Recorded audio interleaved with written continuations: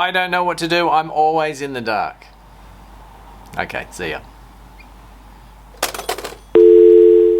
So what is a sound card? Welcome to Billboard. Back in the day, people didn't use their PCs as super high-end gaming machines. Games were kind of an afterthought, and they were really not very sophisticated. And let's be honest, sound effects in early games were pretty basic. Sure, we love hearing that nostalgic sound now. It's kind of like the tech equivalent of a baby's first words. And guess where the sound in those early PCs came from? Yes, a tiny little speaker. Speakers, even tiny ones, have come a long way since those days. The sound out of these tiny speakers was tinny, harsh, and not particularly loud. This was just how it was for PC gaming in the 80s. And luckily, it didn't affect us at all.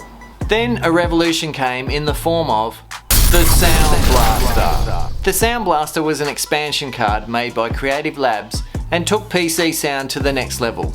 And by the next level, I meant it was like going from an instant coffee to a half double decaffeinated half calf with a twist of lemon. And life was amazing. But with great power comes great responsibility. In the early days of sound cards, you would literally have to add a line to your autoexec.bat file, setting things like the I/O port, the IRQ, and the DMA channel. Nobody knew what these settings meant, but you would have to remember them and replicate them in the sound card settings of your game.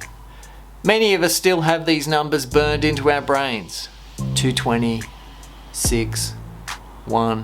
When you were building your new PC, picking the right Sound Blaster card was very important. Sure, other sound cards had started to enter the market, but there was only one Sound Blaster. People at LAN parties would be like, what sort of Sound Blaster do you have? Is it the 2.0, the Pro? Is it the 16, the 32, the OR 64, the Live? Mainstream gaming society would judge you by the type of Sound Blaster you had or could afford. And then as quickly as they all came, they all left. There was nothing. Motherboards started having more and more sophisticated onboard sounds, and the sound card vanished into obscurity. It was exactly like video cards, but in opposite land. Now, if you watch any modern gaming PC build, how much of the decision making, money and effort goes into choosing a sound card? None at all. Do you still own a Sound Blaster card? Let me know in the comments. And be sure to subscribe, as there are more intriguing boomer based tech coming your way. Thanks for watching. Drop.